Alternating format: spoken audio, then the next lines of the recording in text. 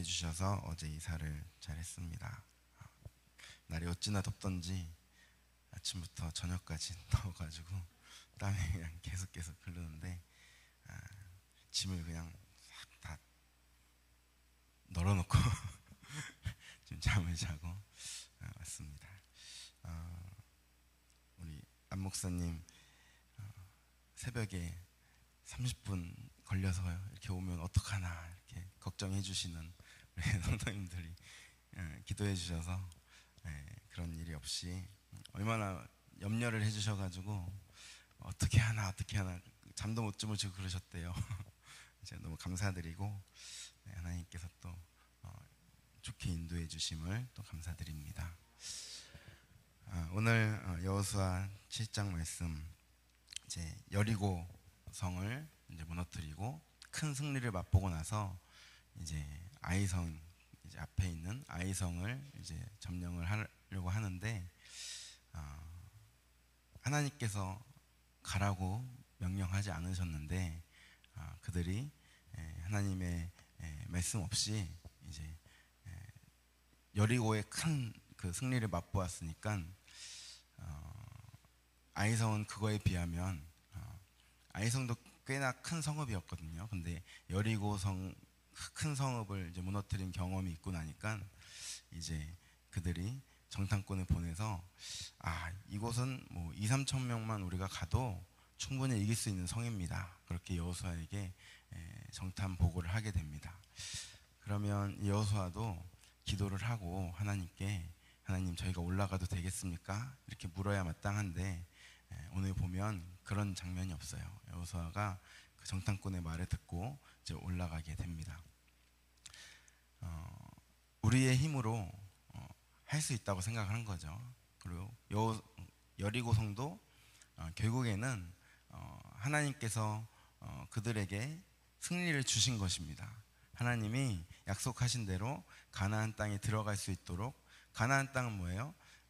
이스라엘 백성들이 노력해서 수고해서 그들이 전략을 짜고 전투를 해서 이긴 것이 아니라 하나님께서 그들에게 명하신 대로 그들이 순종했더니 그 성이 무너져 버린 것입니다. 그러니까 하나님의 전쟁은 하나님께서 말씀하시는 대로 순종하는 것에 따르는 거예요. 그런데 이들이 자기들이 애쓰고 힘써서 자기들이 능력으로 이긴 양 그렇게 아이성을 바라보고 나아갔던 것이죠. 결국에는 그들이 이제 실패를 하고 맙니다. 지고 말죠. 이제 그 진 것에 비하면 이제 36명만 죽었다고 이제 기록되어 있는데 어쨌든 가나안 땅의 전투에서 유일한 패배가 됩니다. 이 아이성 패배가 되는데, 이 패배의 원인이 물론 이제 하나님께 묻지 않고 그들이 전쟁에 이제 나갔던 것도 있지만 결국엔 그 안에 뭐가 있어요? 공동체에 숨겨진 죄가 있었다라는 것이죠. 오늘 성경을 보면 그들이 이제 범한 죄가 15절에 여호와의 언약을 어겼다라고 그렇게 말씀하십니다. 그리고 이스라엘 가운데 망령된 일을 행하였다. 아간이라는 사람이 이제 여리고성 전투에서 그곳에 있는 것을 아무것도 가지지 말고 다 불태워 버려라. 이것은 여호와의 전쟁이기 때문에 다 불태워야 된다라고 하나님께서 명령하셔서 하나도 취하면 안 되는 것이었는데, 이 아간이라는 사람이 이제 좋은 옷과 은과 그런 것들이 탐나서 숨겨놨기 때문에 그것이 하나님과의 언약을 어긴 것이 되어버린 것입니다. 그런데 아간 한 사람의 범죄가 지금 어떻게 돼요? 이스라엘 전체의 범죄가 되어버린 것입니다. 그래서 이 신앙은 개인적인 것이 아니라 공동체적인 것이다. 그래서 우리가 공동체를 이렇게 항상 강조하고 말씀드리는 것이죠. 한 사람의 죄가 이스라엘 전체의 죄가 되어버리는 것이죠.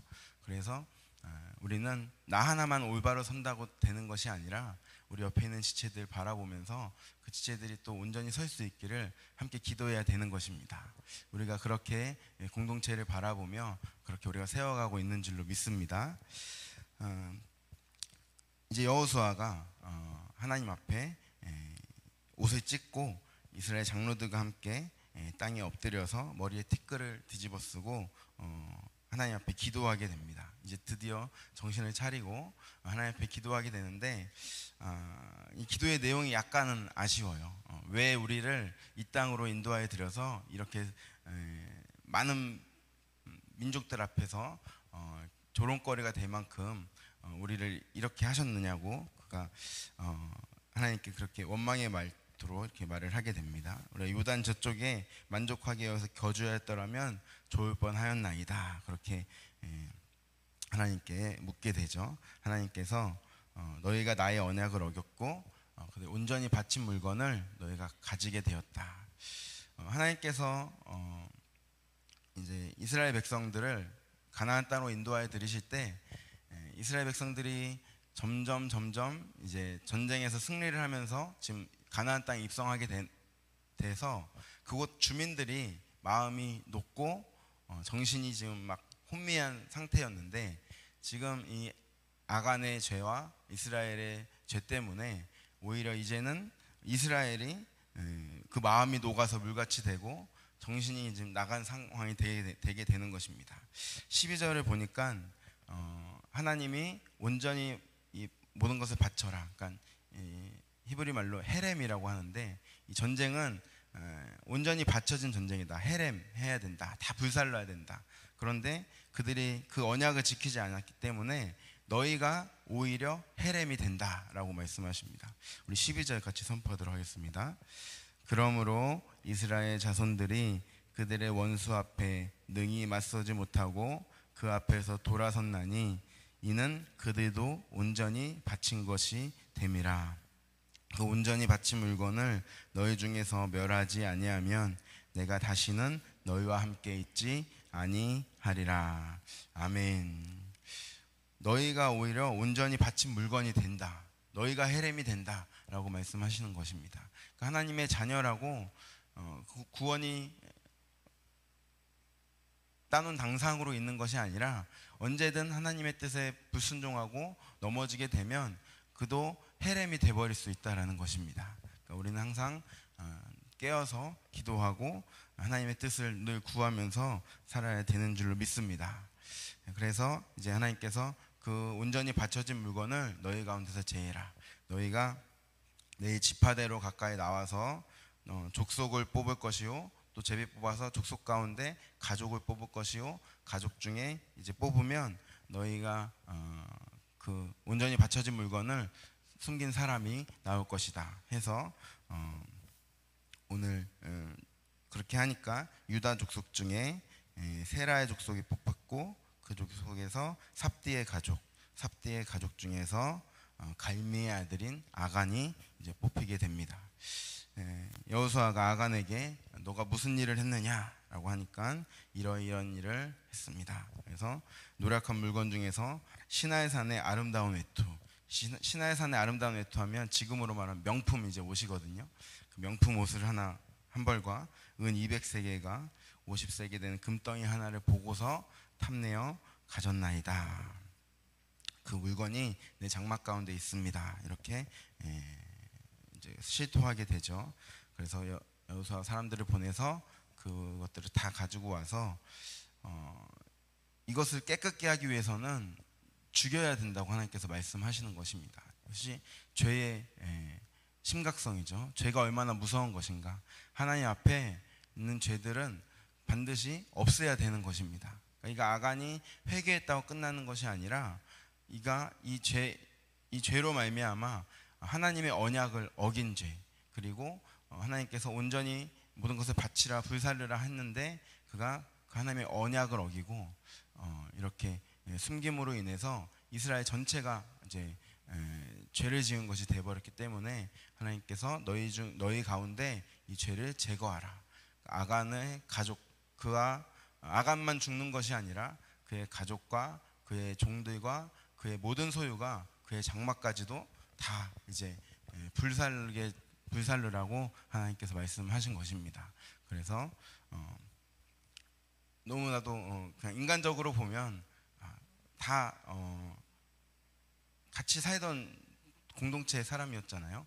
그럼에도 불구하고 이를 이제 아골 골짜기로 가서 다 불살르고 죽이게 됩니다. 그래서 이스라엘 가운데 이제 이 죄를 없애고 다시 아이성 전투로 나가게 되는 것이죠. 여리고성 전투는 이제 외부의 적과 싸웠다 하면은 아이성의 전투는 이제 내부의 적과 싸우는 것입니다. 이스라엘 안에서 이 죄를 깨끗하게 하는 문제. 그러면 우리도 이제 아이성 전투를 우리에 적용하자면 우리 안에 있는 죄, 내 안에 있는 죄와 싸우는 것이죠. 그러니까 어떻게 보면 바깥에 있는 외부의 적과 싸우는 것은 오히려 더 쉬울지 몰라요. 그러나 내 자신과 싸우는 문제, 내 안에 있는 이 죄성과 싸우는 문제는 너무나도 심각한 것입니다. 우리 안에 있는 이 죄들을 제거하고 하나님의 말씀을 구하며 하나님의 뜻을 구하며 그 말씀에 순종하며 나아가야 되는 줄로 믿습니다. 오늘 이 여리고성 전투와 아이성 전투를 보면 부각되는 인물이 한 사람씩 있습니다. 이 아간 때문에 그의 아내와 가족과 자녀들 다 죽게 되었습니다. 그런데 여리고성은 반대로 라합 때문에 그와 그의 가족이 다 생명을 얻게 되고 구원을 받게 되죠. 대조적으로 이방 여인인 라합으로 인하여 그의 가족과 그의 모든 것이 구원을 얻는 것에 반해 지금 이 보면은 아간을 보면 유다 자손이요 삽디의 손자요 갈미의 아들, 지금 4대가 소개가 되고 있거든요. 유다 족속 가운데 세라의 증손이고 삽디의 손자 갈미의 아들이다. 그러니까 유다 지파면 이 12지파 중에서 또 힘이 있는 지파고 또 이 4대나 이렇게 소개가 됐다라는 것은 유명한 이제 유력한 가문이었던 가족이었던 것입니다. 이게 소유도 보면은 많이 있어요, 이가. 그래서 공동체 안에서 그가 어느 정도 위치가 있고 명망이 있는 사람이었지만 그가 어떻게 순간의 욕심에 이끌려서 하나님과의 언약을 저버린 큰 죄를 범함으로 인해서 그의 가족과 그의 모든 소유가 이제 버림을 당하고 불타임을 당하는 그런 일이 오늘 있게 됩니다. 오히려 이방인들을 통해서 하나님께서 구원을 이루는 모습을 오늘 이곳에서도 우리는 볼 수 있습니다. 우리의 적용해 보면 우리도 항상 주님 안에서 택한 백성으로 살아갈 때에 하나님의 뜻에 늘 순종하고 하나님의 뜻을 구하며 그 뜻을 따르며 나아가야 될 줄로 믿습니다. 우리 안에 있는 죄의 이 심각성, 그것을 경계하며 하나님의 말씀을 늘 따르며 나아가시는 저 여러분 되시기를 예수님의 이름으로 축복드립니다. 오늘 함께 기도할 때에 우리 담임 목사님 신장 결석으로 인해서 지금 이제 가려 중에 계신데 돌들이 잘 없어지고 잘 회복될 수 있도록 주님 역사하여 주시옵소서. 우리 최동명 권사님 이제 격리 해제되시고 어제 최준 집사님 만나고 오셨는데 많이 괜찮으시고 경과가 좋으시다고 말씀하십니다. 하나님 인도하시고 우리 최동명 사님 지켜주시고 우리 최준 집사님 이제 오늘 미국으로 들어가게 되는데 모든 발걸음을 주님께서 지키시고 함께해 주시옵소서. 우리 정은석 권사님, 원종래 권사님 코로나 확진으로 인해서 이제 격리 중에 있습니다. 특별히 원종래 권사님 지금 입원하고 계신데 하나님 붙잡아 주시고 주님 역사하시고 주님께 지켜주시고 속히 회복할 수 있도록 주님 인도하여 주시옵소서. 우리 이름 불러 기도하고 있는 환우들을 위해 함께 기도하시고 우리 연락시 어르신들과 우리 선결한 다음 세대 특별히 고3 학생들 주님께서 붙잡아 주시고 인도하여 주시옵소서. 선결한 다음 세대를 세울 수 있도록 주님 역사하여 주시옵소서. 그리스도는 선포하시면서 함께 기도하시겠습니다. 주여 주여 주여